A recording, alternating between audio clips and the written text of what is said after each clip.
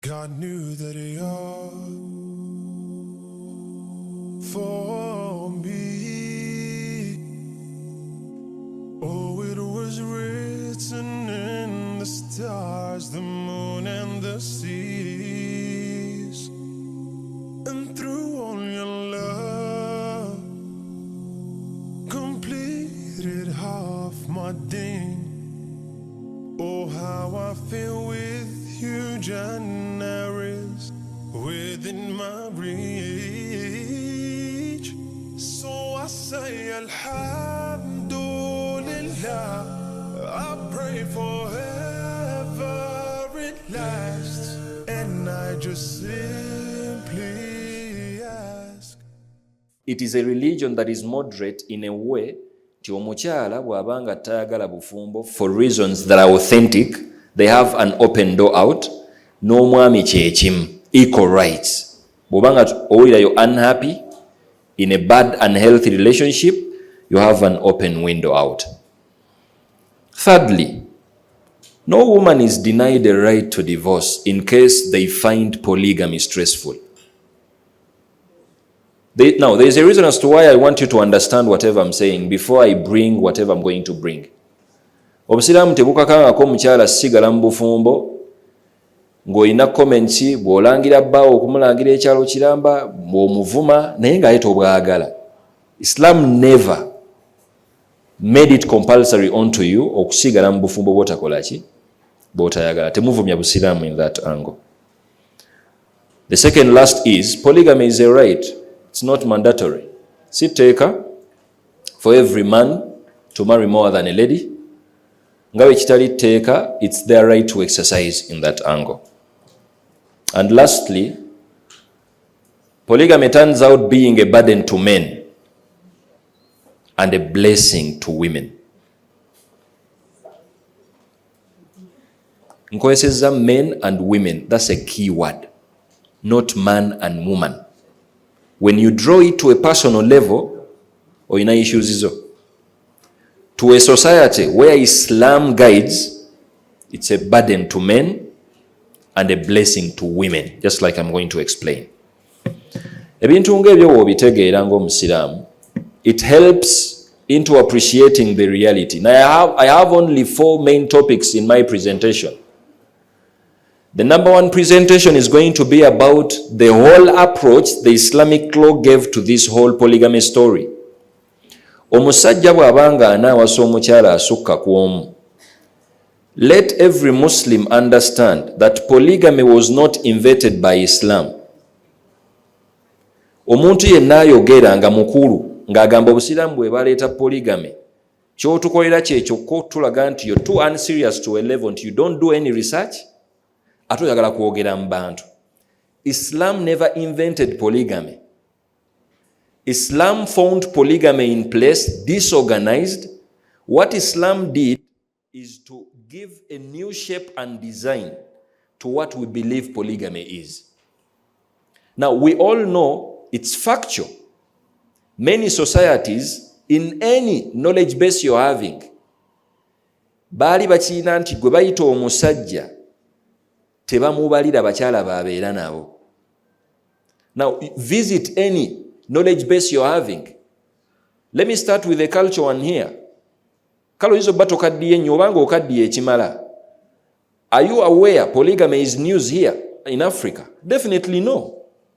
Actually, it was more worse without no conditions, without no limitations. But what Islam came in place, Islam came to give a new shape, a more reasonable one, to make sure everyone in that relationship is having equal rights to share. Now let every Muslim understand, and whoever wants to throw rotten eggs, luzungu gye luli olwo wajja si nkiganda wazzaamu nnyo, ayagala okukanyuga amayinja amavundu ku busiraamu ng'agamba eddiini y'abwabwagazi, ddiini y'abasajja kulagira kuwasa more than one. Teriiyo ddiini ya busiraamu gy'ogenda kugamba nti ye yaleeta polygamy. Yasanga polygamy weeri ng'abantu bakyamuukirira bukyamuukirizi nga bawasa. What Islam did is to make them reason as they are trying to marry. So that is a factor to understand. Visit some knowledge bases. Visit some other religions. We have it. What Prophet Sulaiman, Islamically, in that angle, he had more than 100 women. Allah yasinga okumanya yali abakwasaganya atya. Prophet Ibrahim, more than a lady. Awo nno nga ngenze wala. Tandikira wano mu Africa ewammwe. Just go to your grandfather 5 generations back. Yalina bameka. Oyina ne batatawo b'otamanyi nga tolina na chance egenda bamanya. Why? They had their own polygamy then. But when Islam came to just reimagine, redesign and give it a shape.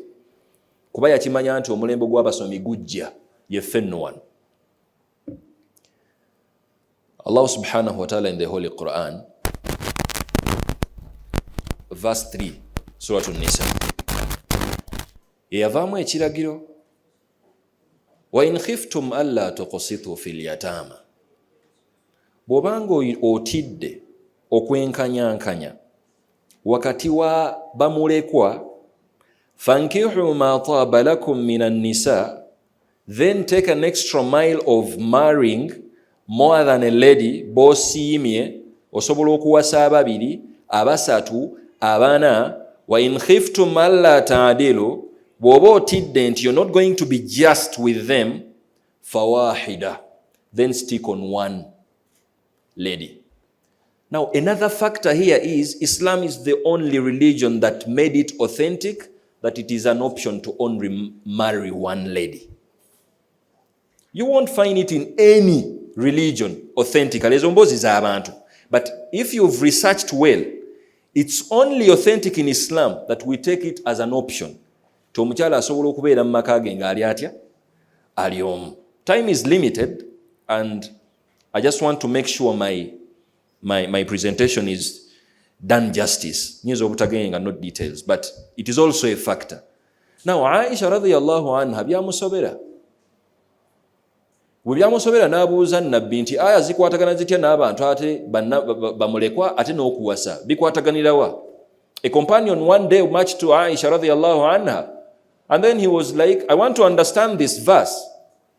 Allah yakava ku bamulekwa, and the next step is alagira basajja genda kuwasa. What is the relationship between abasajja okuwasa ne bamulekwa? Now there are 2 translations and the approach. Please understand it.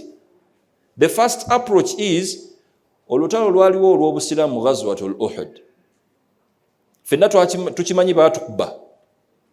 Abasajja ne bafa. Ate olutalo we lubeerawo abasajja be bafa si bakyala. Bannamwandu baali bangi nnyo mu records ng'ate balina n'abaana.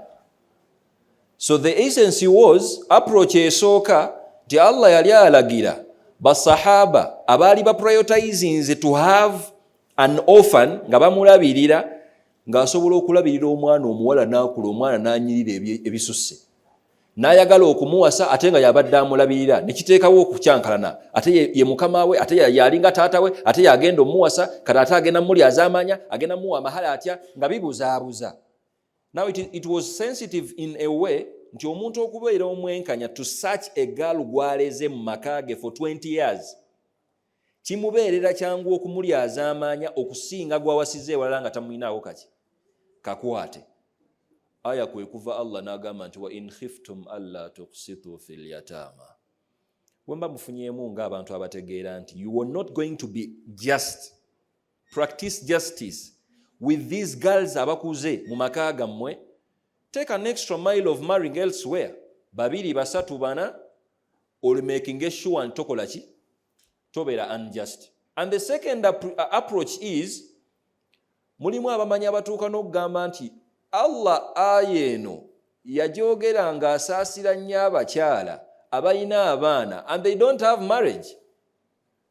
In the angle nti abakyala abalina abaana nga ate balina bufumbo, chances are high no one is going to prioritize them as wives. Ate wabanga Allah alagira okubanga ateeka obwenkanya mu bamulekwa in a way bw'ogyewange nga ngenda kukuwasa ng'olina abaana, nina abaana abange benzadde ne mukyala wange, I have an obligation to treat your kid and your daughter or maybe son just like mine with just nga sibaawudde. And that's why some scholars were like, aya y'obwenkanyankanyaawo Allah bwe yali ayogerako mu ntandikwa kwe kwenkanyankanya wakati w'omusajja ayina omukyala gw'afunye ng'ayina omwana to make sure they practice justice with even the kids. Wa in khiftum alla ta'dilu fil yatama. Now this is the background Islam gives us if you want to think about polygamy.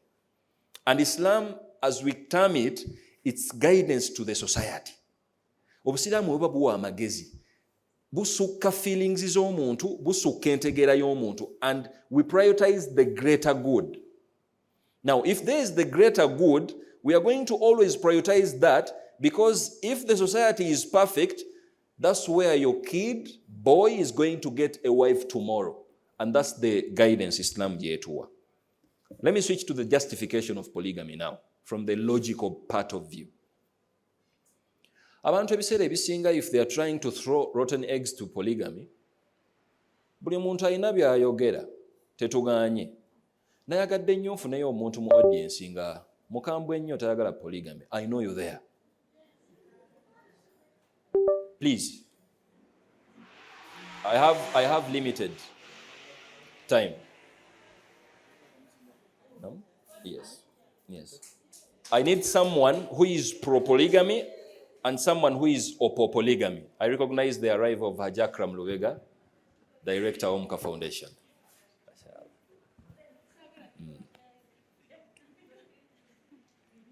Nga simulengera.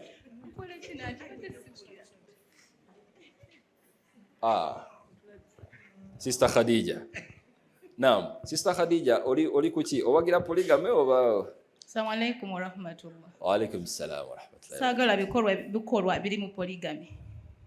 Toyagala bikolwa? Bikolwa biri mu polygamy. I cannot be against polygamy because since yakiteekawo naye ebikolwa ebikolebwamu. Oli mu kunepe na Khadija, njagala omuntu nga mukambwe muzimu nga tayagala polygamy from the blood. From the blood? Yes. Sijagala. Amaze n'atuuka ne yeekuba ccu.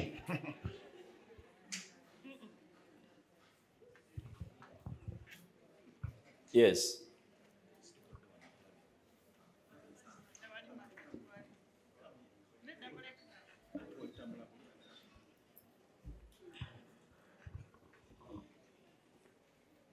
Now, Sister Fatima, yes? What is your stand? I do not like polygamy. I do not like it. I cannot hide it. Yeah. I cannot pretend. I'm not comfortable with it. Do you mind sharing the reason as to why you don't like polygamy? Growing up in a polygamous family, as a victim, there are many things that I saw at home that I wouldn't want me to go through, that I wouldn't want my children to go through. Yeah. You know, as a society, there are many things that we throw off. We pretend not to see them, but we see them. You might say that whatever happened to maybe my mother or to my siblings or to all of us will not happen to me. But we cannot be sure that it cannot happen again, because we know the truth is, if it is a percentage, 80%, it will happen again. So for that matter, I cannot pretend. I don't like polygamy. Mashallah. Thank you for being honest. Sifunye omusajja awagira polygamy? Musajja wono wano Haji. Yes. Katuwulire Haji agenda kusabula oba? Assalamu alaikum wa rahmatullah. Wa alaikum salam wa rahmatullahi wa barakatuh. I wholeheartedly support polygamy. Mashallah. The reason being that I first got the training to know the goodness in polygamy, and I've practiced polygamy for the past 36 years, and my wives are happy. Mashallah. Mashallah. I have 2 wives, and I'm enjoying the polygamy. Thank you. Mashallah. Barakallahu fikum. Barakallahu fikum. Waliwo abuuzizza wano nti abakyala be yabaleese oba? We shall get to that. Do you still need more? No. That's enough. Now, thank you for the submission, and may Allah subhanahu wa ta'ala grant you goodness, and may you never lack in any way. Ameen ya Rabbi. My audience today, I want us to go through this reality so that we justify polygamy together. Let us address the gender numerical imbalance. Now, it is a reality and fact that when we consider male and female, bani abasinga obungi? Abakyala be bangi. Now, ezo si mboozi zange, wabula ne census eyakaggwa kati.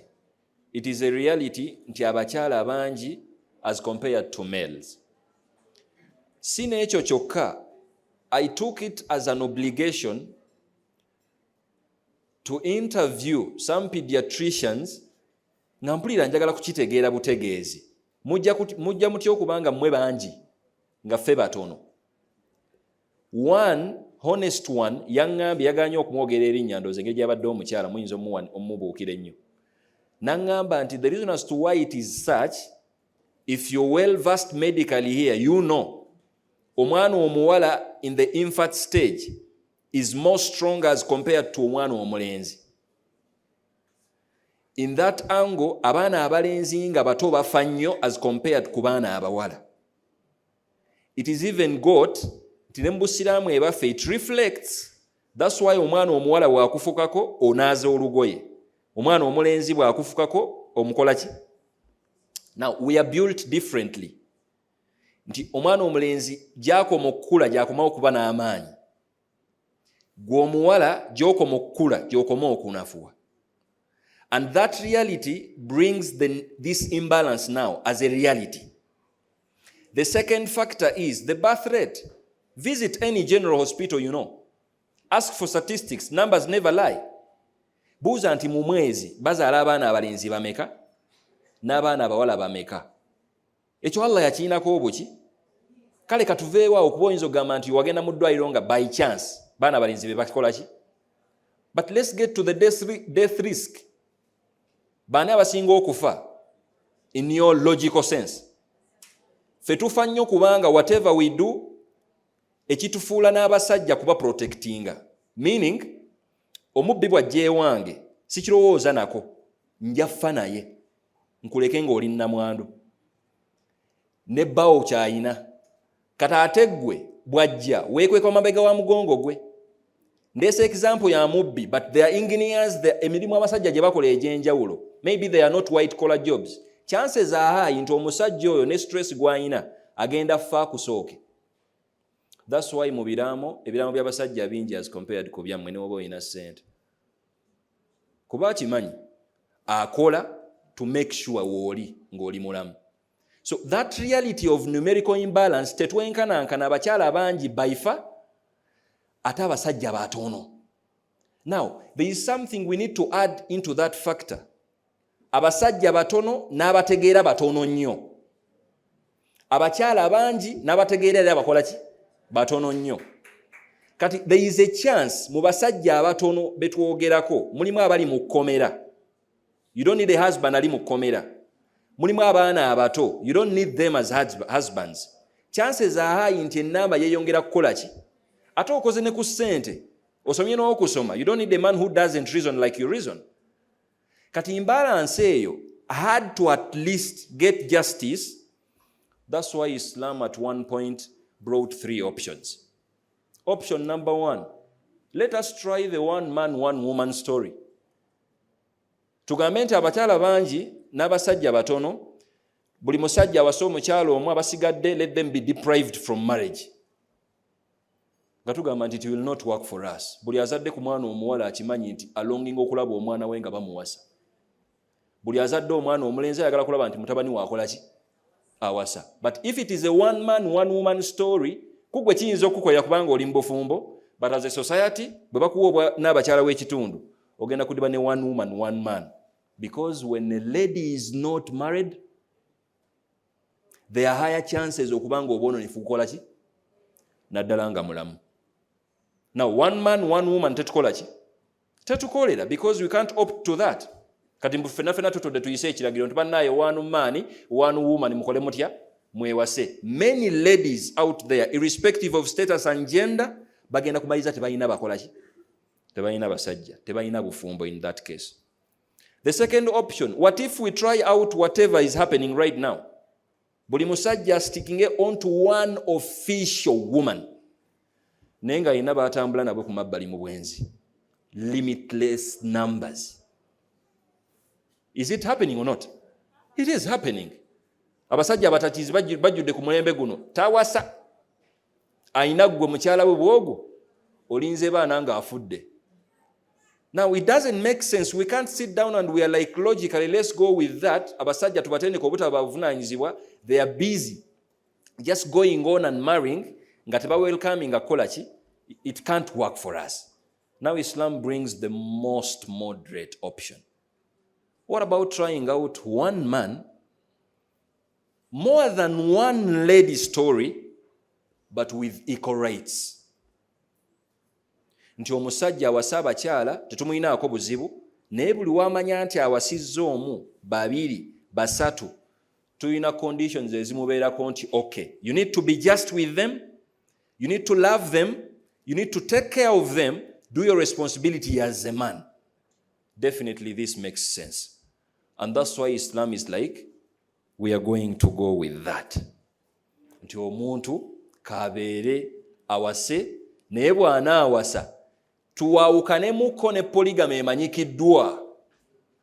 Ey'omuntu okusanga omukyala ne yeebaka naye ne bazaala omwana tebeewasizza, eyo story tusooke tuzeerabire. Let us focus on to good people yemmwenno that prioritize society upbringing okusinga, because that is the greater good, okusinga ekintu ekigenda okuleetera society okukola ki, okwonooneka. Now to me it logically makes sense okubanga omusajja omu awasizza abakyala baasukka ku omu naye nga musajja yenkanyankanya mu bakyala abo. To me he is more of a man okusinga bbaawo atawasizza naye ng'okimanyi n'obujulizi bwa leeta z'abawala obulaba mu musimu ye. Okimanyi naawe nti musajja mwenzi naye nga takola ki, tawasa. Now Islam came to give that as an option. Tuwadde nga namba eyawukana bantu bakyala bangi ku baki, naye at least omusajja ono atendekebwe nti if you're going to take a step of marrying, then focus on to being just. Have we checked of the reality of infertility? Newa naye abantu b'omulembe guno nabbi singa mulamu singa tumumenya okusomesa.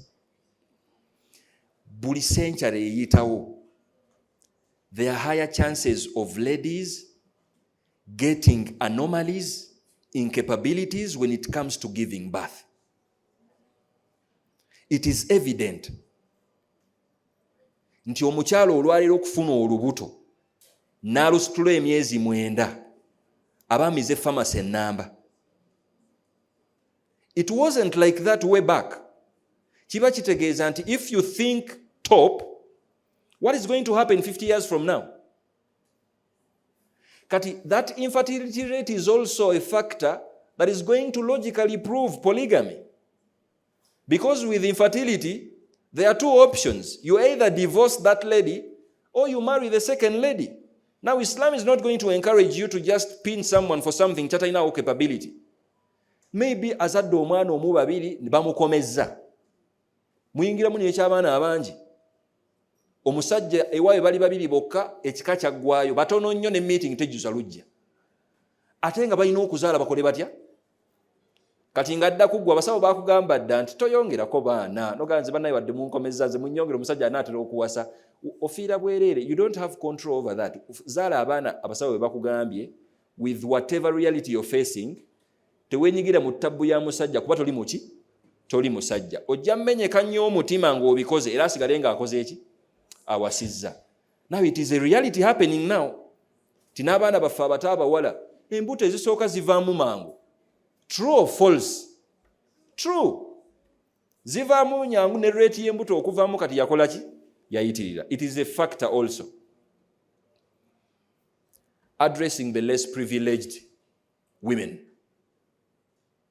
omulembe guno kati nammwe mbumbafiirireko mbatuyanireko nga mbategeeza the chances are high. Is it possible for a lady to clock 40 nga teri musajja wa magezi yali amuproposing to marry them? Is it possible today? It is very possible. Sinti oli muwonoonefu naye nga tewali musajja wa magezi yali akoze eki akutuukiridde. Chances are high osobola n'okuba ng'oli nnamwandu. With all the taboos ezijjudde wano culture, kati oyagala kuŋŋamba nti omuntu azadde omwana omu baawe n'amufaako ng'ali mu 20s, late 20s, oba ali mu 30, kati mbu asaddaako obufumbo abiveeko akuze baana be. They are still young. Nga tugamba nti that reality, omukyala ayina omwana kiba kizibu nnyo. Omuwulu ali luddawo maneno. I want to be practical. Who is omuwulu ali wano? Mutidde? Kale mwenda kali mwebali kubeera bafumbo. Bw'osanga omwana omuvubuka in his 20s yakamaliriza university n'omuleetera options bbiri, okuwasa omukyala ng'ayina omwana n'okuwasa omukyala nga talina mwana, what would he prioritize? Lwaki agenda kwatayina mwana? Because mu ntegeera ye ng'omuvubuka kigenda mubeera kizibu okutandika okubeera taata ku mwana gw'atazadde. Naye kyanguyiza nnyo omusajja okubeera taata ku mwana w'omuntu omulala ng'olredde ya experiencingako ekibeera taata. And the second reality is temukwatagana mu mboozi. Oli mukyala ayina omwana ayina experience gye wayitamu gy'atanaba ku experiencinga. Chances are high timuyinza obutakwatagana okujjako nga just muli balala viddavizi mwaka gumu love eggwewo mudde mu kulwanagana. And that is the reality of Islam. Kati abantu abali less privileged in that angle. Omukyala afuuse nnamwandu mu 20s si ya sebbaawe. Omukyala akuze emyaka 3. Do you really want to pin them in the wenti obwefumbo bwerabire because you can't be the first lady? It is not fair. That's why Islam is like, maybe you can't be number 1, but to a reasonable man, you can still be number 2, 3, and 4, sharing equal rights, naye nga tofiirinze nga musango and a burden in a society. Tusaba Allah abeere nga atuwa entegeera ng'eyo. I'm rushing a lot because obudde si bwaffe. Now there are conditions. When you talk polygamy, it is not just like any other polygamy you're going to talk about. Islam came and guided in a way that there must be financial, material ability to maintain the wives. Omusajja agenda okuwasa ateekeddwa okubeera omwenkanya wakati w'abakyala. Subhanallah. Okakasa n'entegeera yaffe abasiraamu abatanywa mwenge. You think the justice obusiraamu gye buteekako essira kugula jiika eri naggula jiika eri? Mbu kiro ya sukaali eri neno kiro ya sukaali?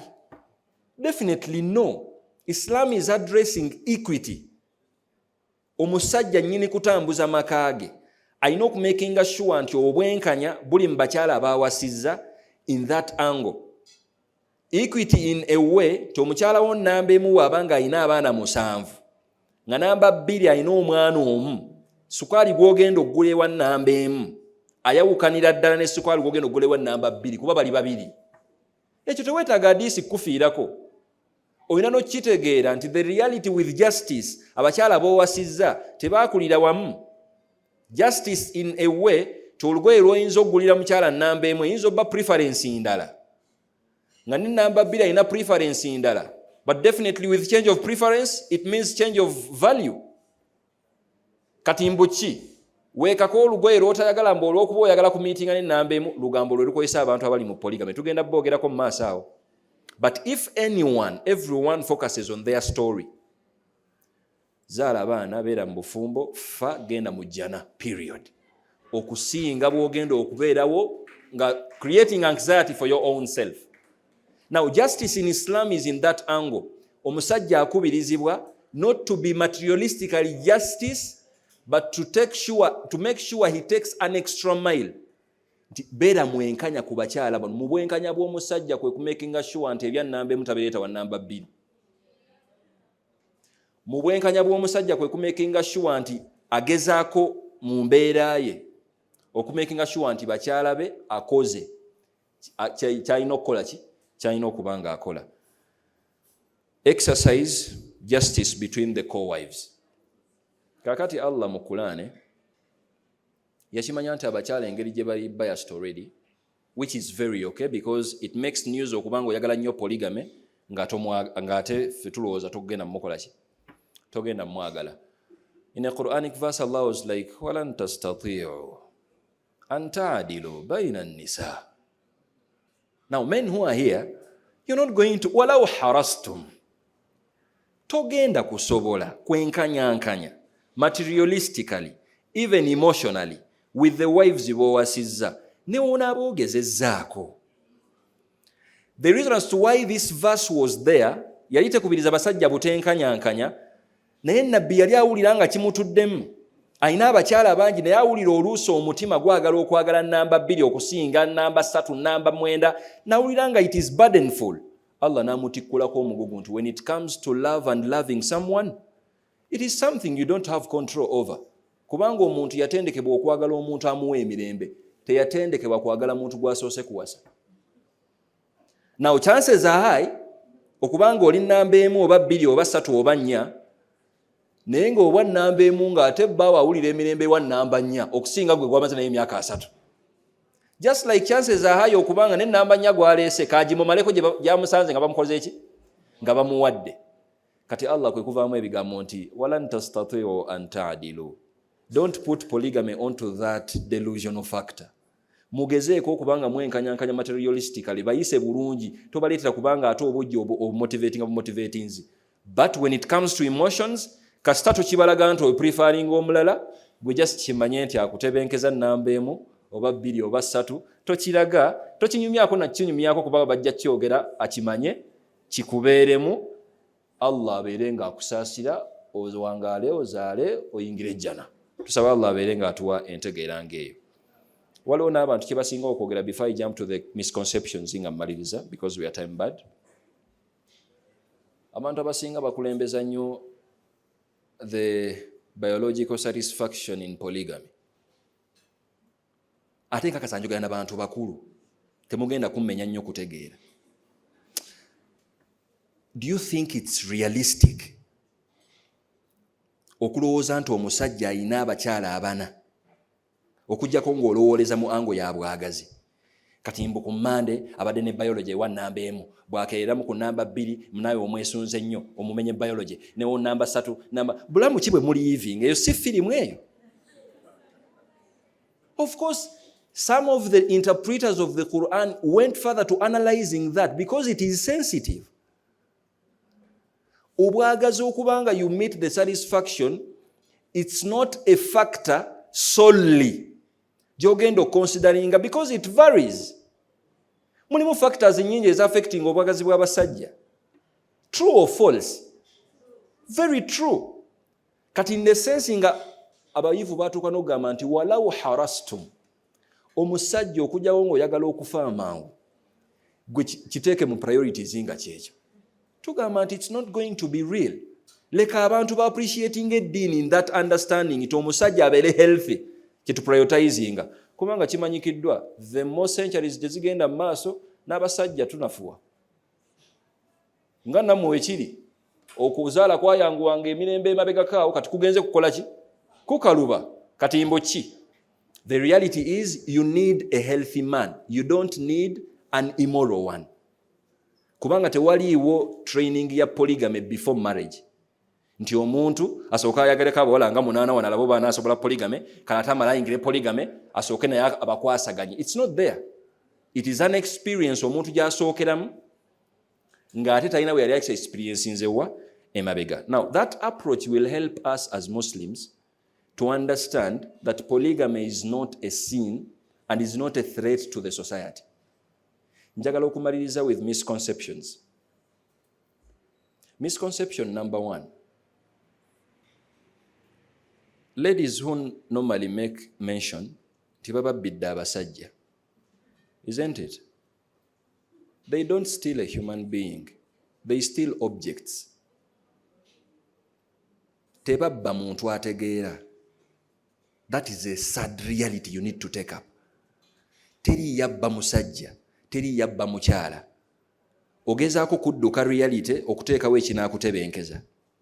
Bw'owuliranga ng'omusajja munna akubbyeko omukyala, mukyala wo yatasiima, mukyala wo yakkiriza bbibwe.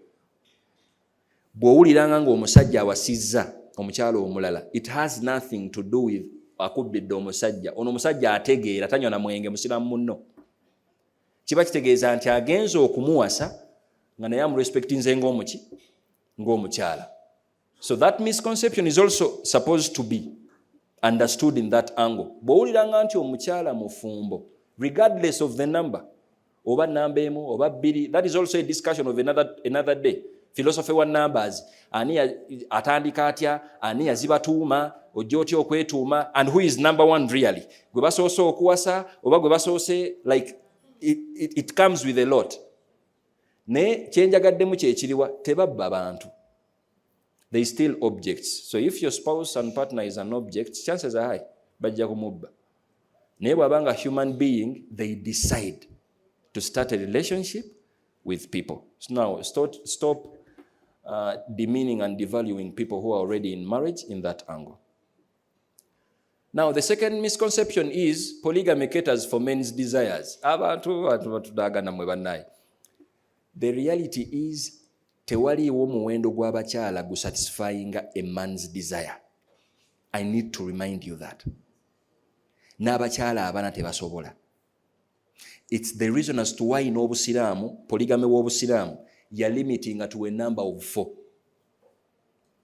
Yensonga lwaki polygamy w'Obusiramu, you're limiting n'omusajja okwekomako, even when they feel they need to do whatever they do for their desires okubanga zigenda, they need to wait okujja eri omukyala gwawasizza, si gwasiimye ku kkubo. Now, this whole thing of saying abasajja abasiraamu n'obwagazi bwabwe bannaye baagala abakyala, ndooza balina mwe basaalira omwo balina obwagazi bungi, basiibasiiba nnyo. It is not a reality. Kuba tewaliiwo muwendo gw'abakyala gumala. Tetulina musajja mwenzi wano ajja atuwe ku bujulizi. Omusajja omwenzi amala emyaka 5 ng'ayenda n'abakyala ab'enjawulo naye tabamanyi muwendo. Had it been a reality nti polygamy caters for men's desires, it wouldn't have had a limitation of 4.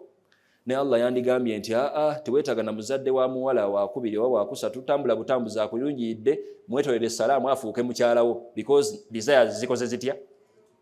You are trained as a mature person mu Busiraamu, regardless man and woman, ne woba ofumbiddwa, to have control over your desires, because it is a factor gy'oyinako control gwe, togituwanga reason nti bannaye kyansusseeko, that's why nkoze ntya. Era omusajja bw'ajjanga mbu n'akubuuza nti lwaki oyagala kumpasa, n'agamba nti onansonyiwa naye obwagazi bwange nnina bungi, mpulira nga sisobola kyebera, omukyala wange ansobedde, omanya nti ensonga, it's not an authentic one. Kati waawe n'amaliriza obwagazi ne buggwawo, what next? Tusaba Allah abeere nga atuwa entegeera ennungi. Another misconception is, I've discussed it, equality in love is not a requirement, because love is an effect. Yeah. Okunjagala nina okubanga nina kyenkoze okukwagala, so it's not something we are going to consider okubanga tugamba nti bateekeddwa okubeera just mu mbeera ng'eyo. So Muslims, we need to understand that. As I'm winding up, Nabi waffe Muhammad sallallahu alayhi wasallam aya y'okuwasa abakyala abasukka mu omu bwe yakka, waliwo basahaba oleda abalina abakyala. And another misconception is, omukyala asobola okugamba nti bannaye timulinga abatagoberera nabbi, oba sina mukyala. Actually, some people that are not in the belief system like we, they bring it as a factor. Ne bagamba nti nabbi wammwe yalina abakyala 9. Kata ate imwe mulina abakyala bameka? Yabawa limitations yabana. Lwaki tolabanga nabbi kyeko bwagazi yalina bungi? Etteeka bwe lyakka eri abakyala lyasanga basahaba bawasawasadde abakyala abasukka mu bana rather. Mu basahaba mu mwalimu Qais bin Thabit ne Nawfal bin Muawiya. Naye nabbi bw'amala okubategeeza etteeka eryo ne bamubuuza nti kati tukole tukyaffe mukama waffe, abakyala olwere tubadde tuyina. Nabbi n'abawa guidance nti mulondeeko abana abasigadde mutole nabo meeting mukkaanye obufumbo bukole butya kubanga etteeka likoze litya. Kati nabbi ayekka ng'oleda alina mwenda mu kaseera ke kamu. It wasn't an option for the prophet to call off some of his wives because we all know a wife to the prophet is a mother to believers. Nti wabanga ayawukanye naye teri musajja akkirizibwa. Suratu Ahzab, teri musajja akkirizibwa kuddayo kuwasa mukyalo oyo bw'atakunyumizeeko emboozi za ex nabbi. Oyagala okumanyira nabbi olwo. Kati ng'etteeka lirina okukka nti bakyala ba nabbi kabasigale. Era baakimanya nti that exemption eri ku nabbi kubanga bakyala ba nabbi si be bamu ne bakyala baffe. They were nurtured into being that. Teri mukyala gwe yawasa okuggyako nga Allah amusiimidde era nga amulagidde in some narrations nga Zainab nga bwe tujja biraba maybe in some other platform. So that misconception has to be addressed in that angle. Obusiraamu si ddiini ya bwagazi, giteeke ku bulala. Nabbi wasn't that. I want to conclude the session today. Ngamba tegeeza nti the Islamic polygamy and our cultural polygamy is something we need to address. Obusiraamu bwe bwali butuuka mu Uganda wano, bwe bwajja n'ekintu olwedde ekiriwo mu Uganda mu cultures tribes ez'enjawulo, ndowooza abantu tebakiwa nnyo budde. Bo olwawulira nti obusiraamu bukkiriza okuba n'omukyala asukkamu omu. Obusiraamu bukwataganye neki? Ne culture. Chances are high nti baawe yakuwasa kuba musiraamu, but the polygamy you are living is not the Islamic polygamy. Kubanga omusajja awasa abakyala ababiri, bannaye this is also a factor. Omusajja awasa abakyala ababiri oba abasatu oba abana, ayinako ebintu ebirala eby'enkizo. Era omuntu bw'akugamba nti asobodde okuba n'abakyala ba abasatu for 10-20 years nga tebamutuze, nga mulamu, nga talina bbala ku face, that is a man. Muleke nakumalira abantu budde. Those people are men. And I normally tell my students at campus, ne mbagamba nti omulembe guno ogujjudde abasajja abali responsible, because we have trained our young boys to be responsible. Buli campaign eri ku girl child, weerabidde nti that girl child at one point agenda beera under this boy gwe mukoze eki, gwe mulese. Nti omulenzi akyasobola okutuuka ku myaka 25 wallahi nga talinayo kyasobola kwekolera. True or false?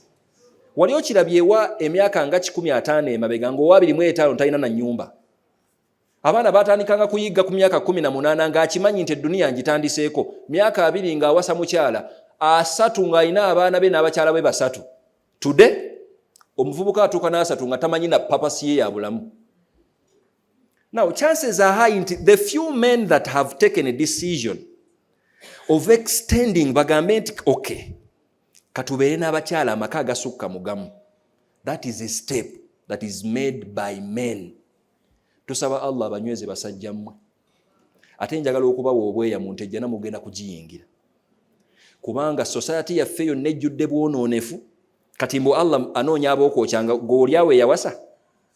Ekyo kyokka ekyokuwasa omukyala n'omutikkira n'omuwa amaka ge. It is a step.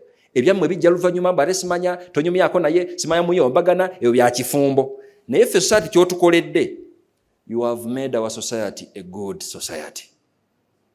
Saba Allah abeere nga asiima abasajja abo n'abakyala abagumiikiriza in that angle, kubanga naso kikyangu. Omukyala okubeera namba 2, namba 3, namba 4 oba okugumiikiriza ne bakuzzaako si kintu kya buli mukyala. Tusaba Allah abeere nga abawejjana, abeere nga abasiima.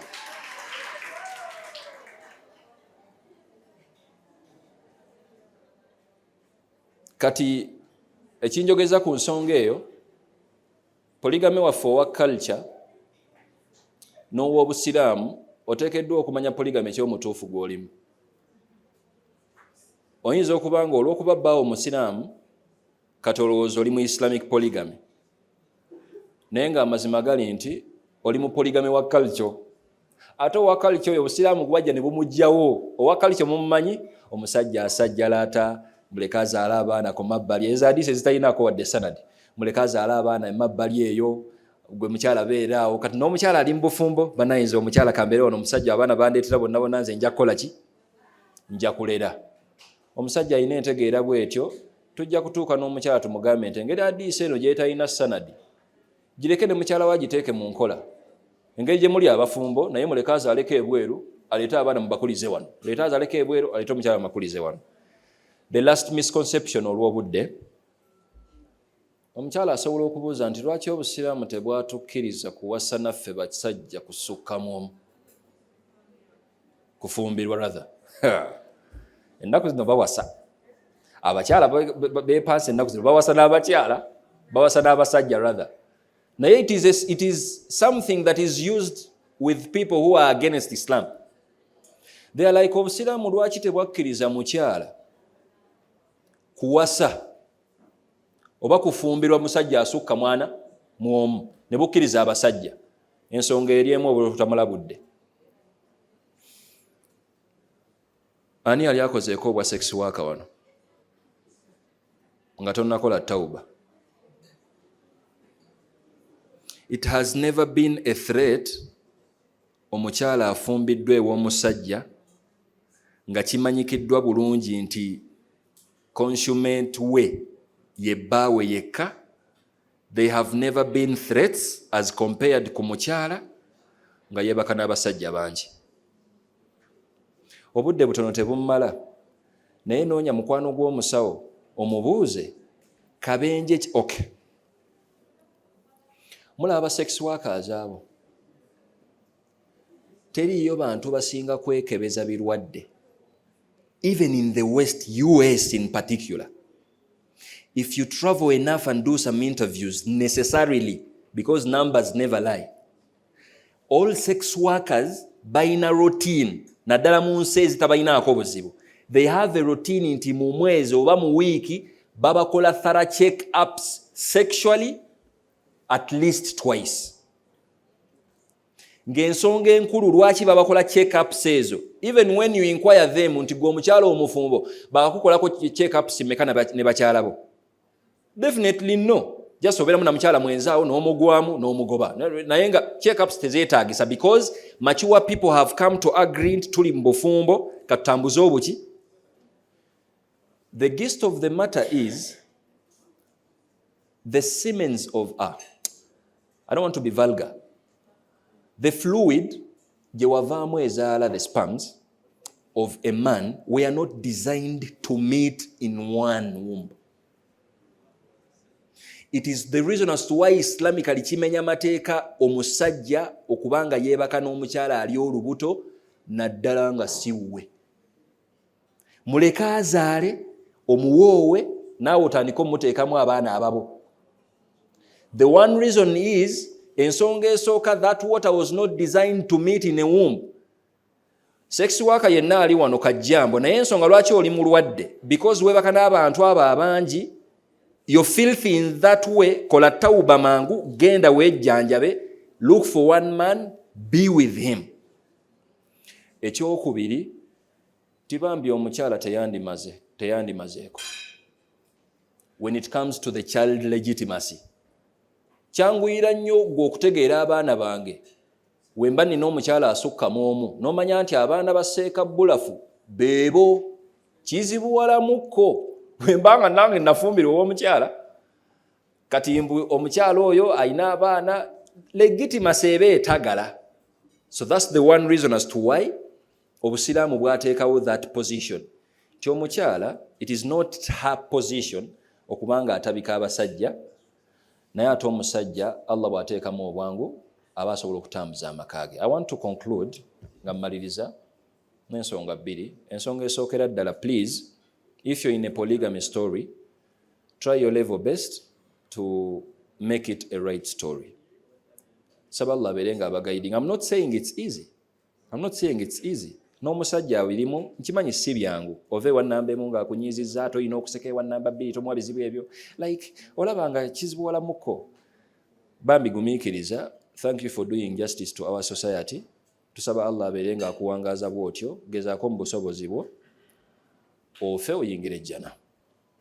And lastly, njagala okuba nga mbajjukiza nti abaana abato olwaleero beetegekedde nnyo abantu abatali babuvunaanyizibwa. When we are talking about justice, kati Allah ageze olwaleero nti omwana asobola okubeerawo emyaka 3 nga muwala nga wallahi ayina emmotoka nsajja. Kisoboka oba tekisoboka? Entegeera y'omwana oyo alinda musajja ayina emmotoka gy'ayina times 2. Teriyo nabbi we yakugamba nti linda musajja ayina mmotoka eyo times 2. Ffe tubuuza musajja agenda kukuwasa, olina woogenda omumuteeka? Osobola omuliisa? Osobola okumwambaza mu busobozi bwo? Obufumbo buba butandise. Mufumbirefumbire nammwe mwawo temutumayira budde. Tewaliwe funa sente zo, it is okay. When you get a man that is responsible, siina kyenjagaza sente zo. That is one of the points eziraga nti omusajja wabuvunaanyizibwa. Ayina just kumonitoringa nti sente no taziteeka mu bantu ababbi, tazinvestinga mu bintu ebitaliimu kumuswaza. Naye yaahe tutuuse ne ku level okubanga polygamy waffe tumuwogera nga ali too theoretical ng'ebiri practical birala nnyo. Abaana abawala bali wano bakoze sente, bali ku universities basoma, agwa mu bintu ku myaka 28 ng'omusala afuna gwa mitwalo 10.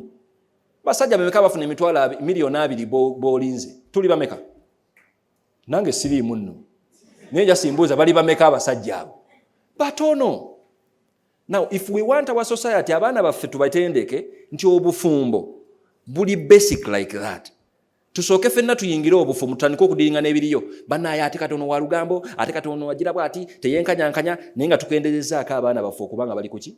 At least the societies ndala, naye abaana baffe abasiraamu tewali buzibu ne ssente zo. Funa omuvubuka waneeno ng'akusobola, asobola okukuliisa. Tolya nnyo, ne woba olya nnyo tolya kilo 2 lunaku, ng'asobola n'okukusuza, asobola okukwambaza. Bali waneeno abasajja bangi, tusaba Allah babalage olwaleero. Mubeefunire mangu, mutandike obufumbo, muzaale abaana like that. Eduniya ebeere ng'ekola ki? Tusaba Allah abeere ng'abawa, ffenna abeere ng'atuwa guidance ng'eyo. I want to apologize, I skipped out okwanjula bakama bange ku ntandikwa kubanga babadde bampapya. Naye I would like to recognize the presence of all dignitaries around. To mention but a few: Haj Akram Lubega, Executive Director, Omka Foundation, and our mother, Hajat Thurayya Namakula, the head of Women Affairs and Youth, We Youths, Uganda Muslim Supreme Council, and everyone around, bakama bange, bakadde bange, bajjajja, bannyinaze, everyone, protocol observed. Saba Allah subhanahu wa ta'ala abeere ng'atuwaamu obulungi. Thanks for indulging me. Not forgetting my Sheikh Nakamulengera, Shk Ali Kachope from the Consulate of Oman. You're welcome, sir. Assalamu warahmatullahi wabarakatuh. Barakallahu fikum, mwebale kumpuliriza. Mbagaliza polygamy omulungi abamulimu. Abatamulimu Allah mubanguize mbanga mugenda omutandika. Allahumma amin. Wassalamu alaikum warahmatullahi wabarakatuh.